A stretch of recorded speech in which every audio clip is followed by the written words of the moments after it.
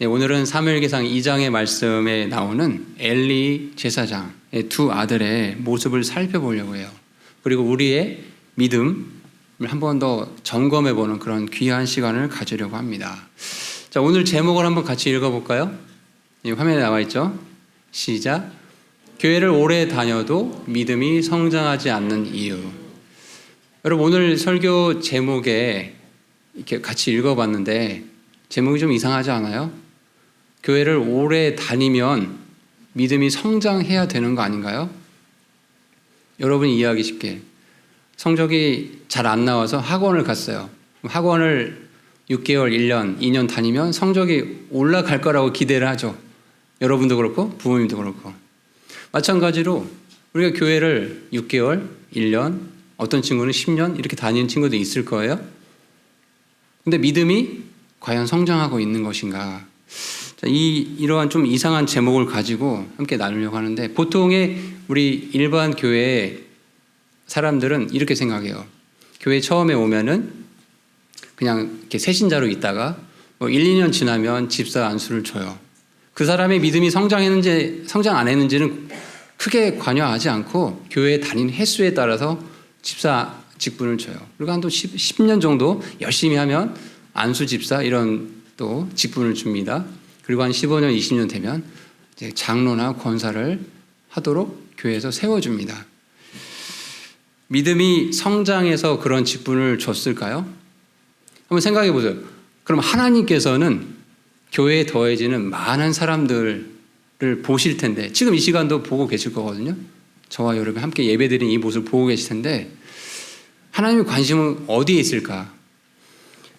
여러분, 교회는 어떤 곳이죠? 우리 오전에 배웠어요. 교회는 어떤 곳이에요? 한마디로 말하면 구원받은 사람들의 모임, 유기체라고 아까 오전에 배웠죠. 구원받은 사람들이 교회에 모였어요. 하나님께서 교회 안에 모인 성도들에게 원하시는 것이 무엇일까? 직분이 높아지는 거 원할까요? 하나님이 그런 거에 관심이 전혀 없으신 분이시거든요. 에베소서 2장 10절의 말씀에 가보니까 우리는 그분의 작품이요 그리스도 예수님 안에서 선한 행위를 하도록 창조된 자들이다 라고 말씀을 하고 있어요.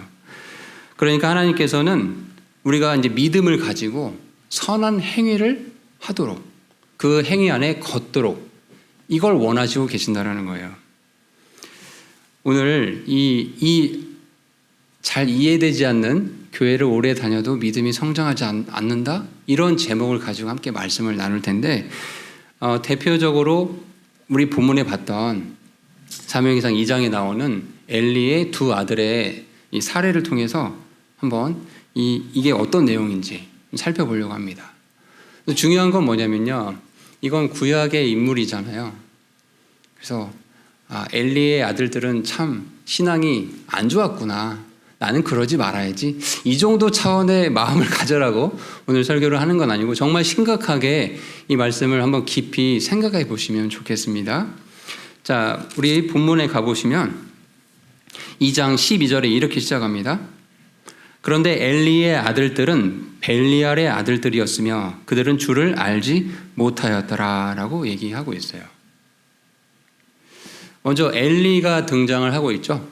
이 엘리 제사장은 지도에 보시면 실로라는 곳에 제가 표시를 해놨는데, 이스라엘의 실로에서 성소의 대제사장의 역할을 했던 사람이에요. 연도를 가보니까 BC 1107년에서 BC 1167년까지 40년 가까이 사사로도 활동을 한 것으로 보입니다. 또한 대제사장으로서 옆에 보시면 이 작은 아이가 바로 엘리 제사장의 제자였던 누구예요? 네, 사무엘을 이렇게 키워낸 유능한 사람이었어요. 자, 이 엘리에게는 두 아들이 있었어요. 사무엘기상 4장 4절에 나와 있습니다. 엘리의 두 아들 홈니와 비느하스가 이렇게 나와 있어요. 이 두 아들이 있었습니다. 자, 그런데 본문에 엘리의 아들을 설명하면서 엘리 자체는 굉장히 좋은 사람이고 하나님 보시기에 유능한 사람이라고 묘사가 되고 있는데, 성경을 보니까, 그런데 그의 아들들은 벨리알의 아들들이다라고 하나님께서 평가를 하고 계세요. 우리 사람의 관점에서는 제사장의 아들이면 뭔가 뛰어날 것 같다라는 우리가 기대를 갖잖아요. 근데 하나님 보시기에는 제사장 직분에 그게 그 사람의 어떤 인생을 좌우하는 것이 아니라 내가 보기에는 비록 엘리의 아들들이라 하더라도 벨리알의 아들들이다 라고 말씀하고 계세요. 여러분, 벨리알의 아들, 벨리알이 무엇인지를 좀 설명을 드리도록 하겠습니다. 성경에서 이 벨리알이라는 표현은요, 좋은 의미일 것 같아요, 나쁜 의미일 것 같아요. 예, 나쁜 의미 중에도 아주 나쁜 의미로 사용이 되고 있어요. 사악하고 가치가 없는 사람을 말해요. 그러니까 한마디로 말하면 반역하는 자, 말을 듣지 않는 자를 표현할 때 벨리알의 아들들이라고 표현하고, 더 심하게는 사탄을 표현할 때도 벨리알이라는 표현을 씁니다. 성경에 벨리알이라는 표현이 총 16번 나오는데 구약에 15번, 신약에 1번 나옵니다. 대표적으로 나오는 구절들 선생님 좀 찾아보니까 신명기에서는 다른 신을 섬기자고 유혹하는 자들이래요. 벨리알의 아들들이. 또 오늘 본문에서는 주를 알지 못한 자들을 또 벨리알의 아들들을 표현했죠. 사사기에서는 동성애자들을 표현해서 벨리알의 자식들이라고 표현했어요. 또 고린도후서에서는 그리스도를 대적하는 사탄을 표현할 때 벨리알의 자손이다, 또 벨리알이다 이렇게 표현을 했어요. 여러분, 여기서 우리가 질문을 한번 가져볼게요. 엘리 제사장은 여기 보시는 것처럼 유능하고 성실한 사람이었어요. 그가 거하는 곳은 쉽게 말하면 예배당이었겠죠.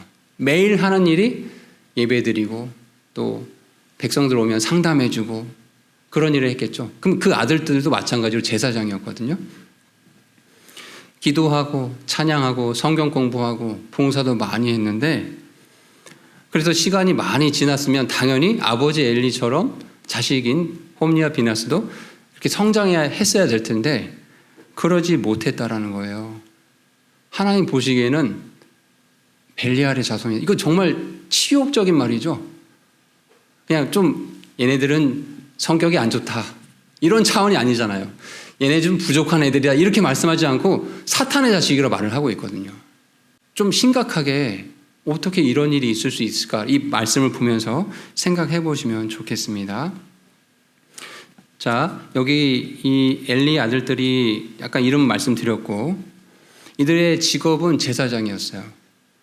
그럼 제사장이 어떤 역할을 하는지 먼저 말씀을 드리고 이들이 어떤 잘못을 행했는지 추가적으로 설명을 드리도록 하겠습니다.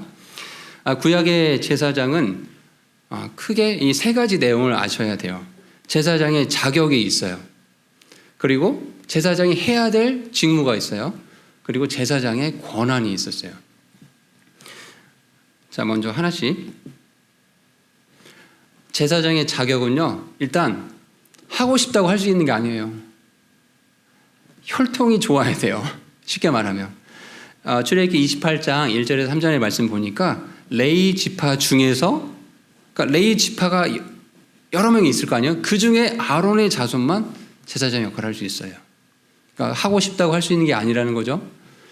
두 번째, 자, 아론의 자손이긴 해요. 근데 그 사람이 뭔가 약간 장애가 있다든지 이러면 또 될 수가 없어요.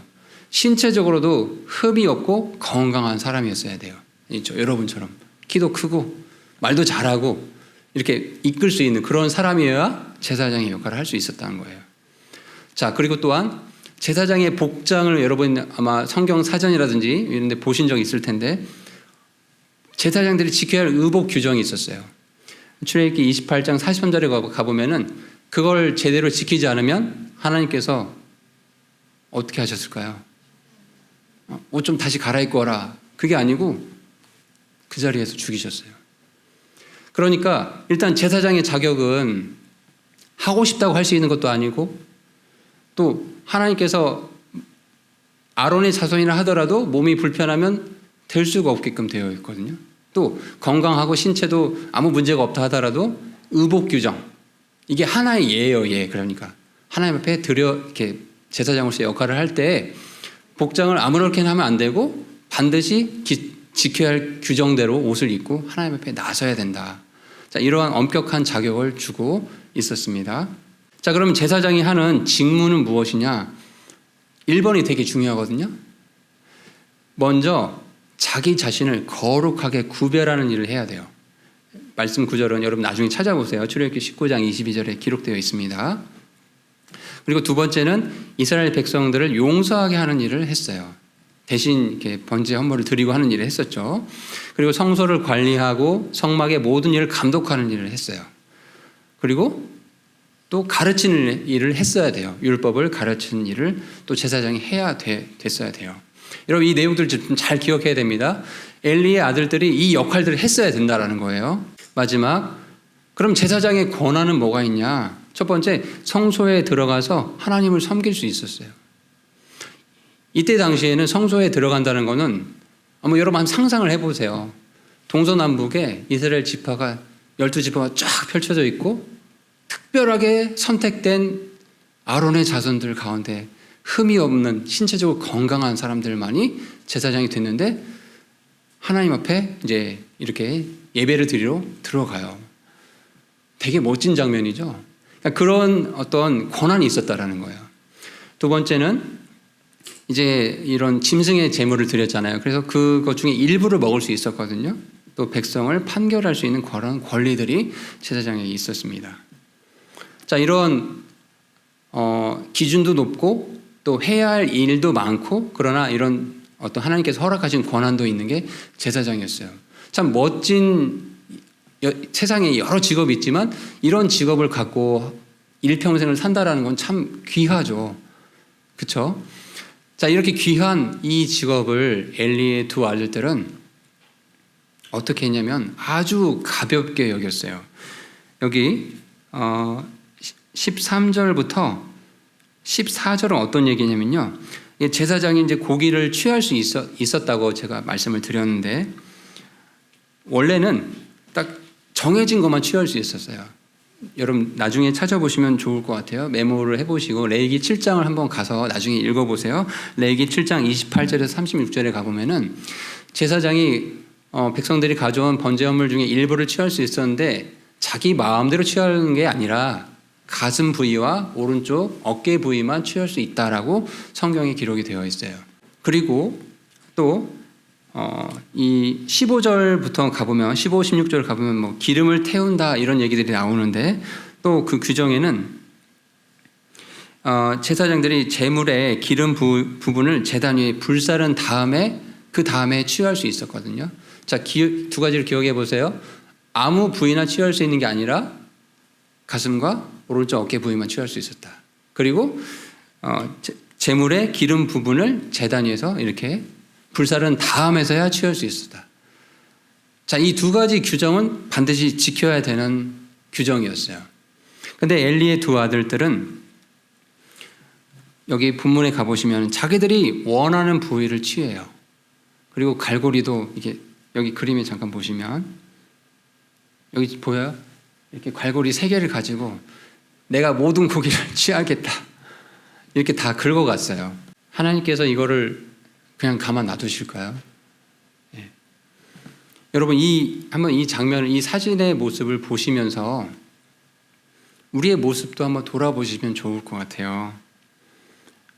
분명히 제사장으로서의 어떤 그런 특별한 선택받은 그런 감사함도 있어야 되고 또 반드시 지켜야 할 규정도 있었는데 하나님께서 말씀하신 그거에 대해서 너무나 가볍게 생각하고 이거 내 생각대로 해도 되는 거 아닌가? 나는 특별한 사람이잖아. 나는 어떤 그런 마음들에서 이렇게 제멋대로 행하고 있는 이 모습을 보면서 저와 여러분은 정말 하나님을 존중히 여기고 있는가?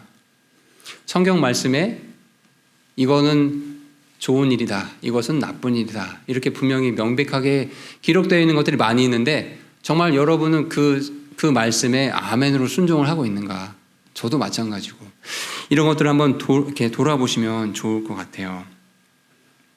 하나님을 쉽게 여기고 하나님의 말씀을 하찮게 여기는 이 엘리의 두 아들들의 그렇게 행하는 그 끝의 결말은 항상 뭐로 드러나냐면요, 쾌락으로 드러나요. 그래서 거룩함을 버려버리고 자기의 쾌락을 쫓아가 버려요. 자, 그 내용이 22절에 나와 있어요. 한편 엘리는 매우 늙었는데 그가 자기 아들들이 온 이스라엘에게 행한 모든 일과 그들이 회중의 성막문에 모인 여인들과 함께 누운 것을 들었다고 되어 있어요. 쉽게 말해서 목사가 자기 성도들과 음행죄를 저지른 거죠. 자, 이거만큼 참 비참한 일이 없거든요. 근데 자기 아들들, 제사장인 자기 아들들이 이런 일을 이제 벌이게 된 겁니다. 엘리의 두 아들이 이렇게 형편없는 믿음을 갖게 된 그 원인이 무엇일까? 성경에는 어떤 이것 때문에 그렇다라고 명백하게 나오지 않았지만 우리가 본문을 이렇게 곰곰이 읽어보면 그 원인들을 좀 발견을 할 수 있는데 선생님 크게 두 가지로 이걸 요약을 했어요. 첫 번째는요, 제사장이라는 특권에 눈이 가리워지고 교만해져서 하나님 말씀을 업신여긴 거예요. 자, 여기 방금 우리가 읽었던 22절 다음에 여러분 23절, 24절, 25절을 이제 꼼꼼히 읽어볼 텐데 한번 여러분 그 엘리의 마음으로 한번 이 구절을 봐보세요. 지금 아버지로서 아들들이 엉망진창으로 행한 거죠. 지금 제사장으로서 지켜야 할 규정도 안 지키고 음행죄를 저지르고 있는 그 소식을 이제 듣고 나서 아들들에게 말하고 있는 부분이거든요. 제가 한번 읽어보겠습니다. 엘리가 이제 자기 아들에게 말을 하는 거예요. 너희가 어찌하여 이런 일들을 행하였느냐? 내가 너희의 악한 행동을 이 온 백성으로부터 듣느니라. 24절 아니라 내 아들들아 내가 듣는 소문이 좋지 아니하니 너희가 주의 백성으로 하여금 범법하게 하는도다. 제가 좀 천천히 읽었지만 엘리 아버지가 되게 열받은 것 같은 느낌이 드나요? 목소리 아무리 크게 이 부분을 읽는다 하더라도 엘리의 이 표현에서 과연 정말 자기 아들 두 아들을 엄하게 질책하고 있는 모습은 발견하기가 어려워요. 이 23절, 24절을 꼼꼼히 한번 읽어보세요. 근데 공통적으로 드러난 표현은 뭐냐면 엘리인 내가 너의 악한 행동들을 온 백성에 내가 지금 듣고 있다. 24절 또 나오죠. 내가 듣는 소문이 좋지가 않다. 어찌 너희가 이 백성들을 하여금 범법하게 하냐. 이렇게 얘기를 하거든요. 여러분 이 엘리의 말에서 그 사람의 자식을 향한 이 교육관이 묻어나가고 있어요. 문제의 원인이 누구였죠? 엘리의 아들들이죠. 그런데 자세히 읽어보면 왜 주의 백성들로 하여금 수근수근하고 이렇게 너의 아들을 이렇게 너희들 보면서 비난하고 수근수근하게 하는 죄를 짓게 만드냐 이렇게 얘기하고 있는 거거든요. 그러니까 이제 조금 여러분한테 이해를 편하게 하기 위해서 제가 예를 들어볼게요. 어떤 아들이 학교에서 친구를 괴롭히고 폭력을 행사했어요. 근데 이제 그 아버지가 그 아들에게 그 잘못을 행한 아들에게 이렇게 이제 꾸지람을 했다고 해봅시다. 너 왜 학교에서 너에 대한 안 좋은 소문이 들리게 하냐? 내 친구들이 너를 미워하는 죄를 내가 짓게 만들었구나. 어때요? 정말 아버지가 아들을 책망하고 돌이키라고 하고 있는 말인 것 같나요? 전혀 그렇지 않죠. 마치 지금 그런 표현이거든요. 지금 이 23절, 24절이. 왜 너에 대한 소문들이 안 좋은 소식을 내가 듣게 만드냐? 우리는 특별한 제사장 계급을 가진 사람들인데 왜 일반 백성들이 너에 대해서 말이 오가게끔 수근수근하게끔 이런 일들을 만들고 있냐 아들들아 이러면 안 된다 라고 하면서 정말 질책하고 이 아들을 이 지옥에서 건져 올리는 게 아니라 다독이고 있는 거예요. 이 구절에서 이런 걸 보셔야 돼요. 그러니까 죄를 지었으면 그 사람이 제사장이든 목사든 권사든 하나님 앞에 어떤 사람이에요? 죄를 지었으면 죄인이죠. 그렇죠. 그럼 죄인은 하나님 앞에 어떻게 해야 돼요? 회개해야죠. 회개. 아무리 제사장이라 하더라도 자기 아들이 제사장이라 하더라도 잘못을 범했어요. 하나님 앞에. 너 지금 잘못하고 있다. 하나님 앞에 회개해야 된다. 아주 엄하게 질책하고 정말 꾸지르고 그 아이가 큰 성인을 하더라도 회초리를 들 수 있다면 회초리까지 대서라도 정말 그 아들을 건져내야 되는데 그렇게 하지 못한 이 엘리의 모습을 우리가 볼 수 있습니다. 두 번째, 25절 또 가보세요. 한 사람이 다른 사람에게 죄를 지으면 재판관이 그를 재판할 터이나 사람이 주께 죄를 지으면 누가 그를 위해 간구하겠느냐. 이렇게 또 자기 아들들에게 엘리가 지금 말을 하고 있어요. 여러분, 이 질문 자체가 좀 이상한 거예요. 사람이 주께 죄를 지으면 누가 그를 위해 간구하겠냐. 제사장은 그러면 죄를 지어도 해결 방법이 없단 말인가요? 그런 말이 아니거든요. 레위기 4장에 가보면 제사장이 죄를 짓게 되면은 그 번제나 화목제와 마찬가지로 흠없는 수소를 잡아가지고 그 소에게 이제 안수를 해요. 그리고 이제 피를 담아서 7번 성소 휘장 앞에 뿌려야 돼요. 이게 제사장으로서 알고 있어야 되는 기본 교리였어요. 근데 그걸 안 가르친 거죠. 지금 이 상황에서 아버지로서 그걸 가르치지 않고 있는 거죠. 그러면서 너희는 제사장이니까 이런 일들을 해서는 안 된다. 다독이고 있고 이렇게 조금만 잘해줘라. 나한테 이런 소문 들리지 않게끔 좀 해줘라. 약간 부탁하고 있는 어떤 이런 연약한 아버지의 모습을 보이고 있습니다. 정말 진정으로 아들을 사랑하는 아버지였다면 어떻게 해야 돼요? 우리 잠언의 말씀 같이 읽어볼게요. 진정 자녀를 사랑했다면 잠언 23장 13절 14절 크게 읽어보겠습니다. 시작. 아이를 바로잡는 것을 금하지 말라. 내가 그를 회초리로 때릴지라도 그가 죽지 아니하리라. 너는 그를 회초리로 때려서 그의 혼을 지옥에서 건질지니라. 부모님에게 이 말씀 보여주기 싫죠. 근데 아이를 바로잡는 것을 금하지 말라고 하나님께서 말씀하세요. 그리고 어떤 경우에는 사실은 설명보다는 대화보다는 따끔한 회초리로 너 지금 잘못하고 있다. 너 지금 잘못된 생각을 하고 있는 거다라고 부모로서 회초리를 대야 될 때가 있다라는 거예요.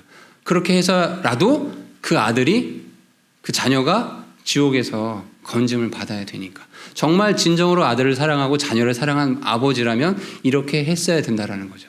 오늘 우리는 엘리 제사장의 두 아들과 또 아버지로서의 엘리의 잘못된 점들을 살펴보았어요. 결국 두 아들의 이제 범법으로 인해서 엘리 그리고 홈리와 비나스 이후에는 그 가문이 이제 하나님께 징계를 받게 되고 좋지 않은 결론으로 이제 맺게 되거든요. 그러면서 하나님께서 안타까운 마음을 표현을 하세요. 바로 이렇게 표현을 하세요. 정말 내가 너희들에게 원하는 것은 나를 존중히 여기는 마음을 갖기를 원한다. 나를 존중히 여기는 자들을 내가 존중히 여기고 나를 멸시하는 자들을 경홀히 여기리라라고 이렇게 안타까운 마음으로 엘리와 그 두 아들들에게 경고와 권면의 말씀을 해주고 계세요. 여러분, 이 말씀 우리가 이제 오늘 새겨야 될 말씀이거든요. 한번 우리 같이 한 목소리 읽어볼게요.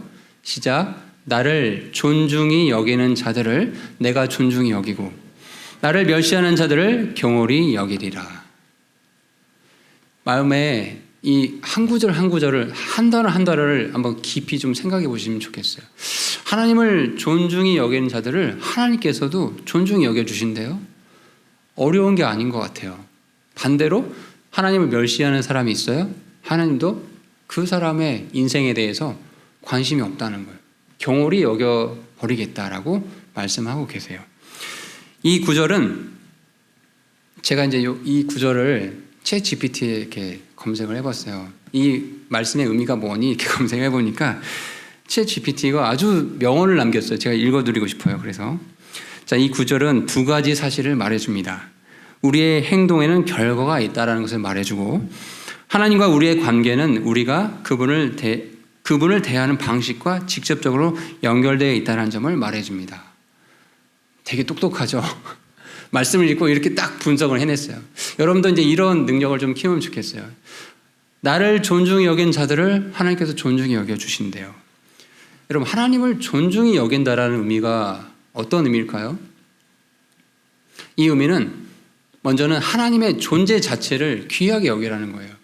그리고 하나님께서 우리에게 행하신 그 일들을 귀하게 여기라는 거예요. 자, 우리가 예를 들어 봅시다. 현충원에 가본 적이 있나요? 또 TV에서 정치인들이 현충원에 가서 많이 이렇게 하죠. 그 현충원에 가보면은 이 국가를 위해서 자기의 한 몸을 다 희생한 분들이 이제 그곳에 있어요. 그리고 그분들이 행한 일들이 기록이 되어 있어요. 우리가 그분들을 존중하고 경의를 표하죠. 그걸 생각해 보세요.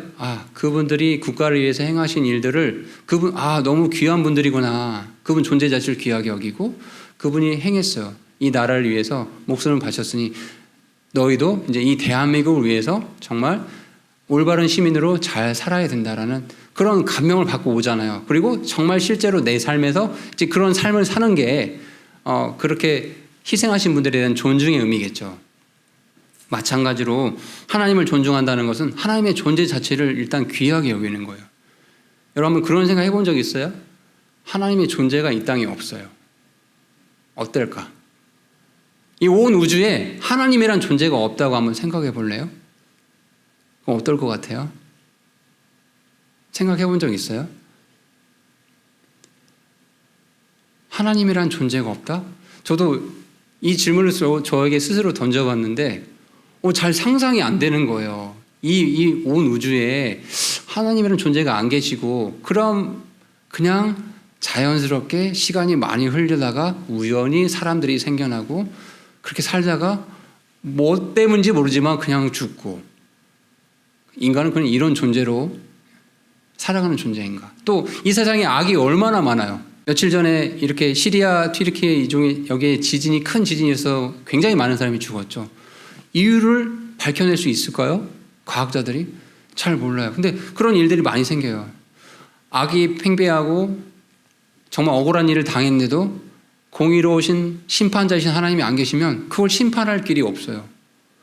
정말 이 세상은 만약에 하나님이라는 존재가 없다고 한다면은 아무도 도덕을 지키고 어떤 양심을 지키고 살아갈 사람이 아무도 없을 거예요.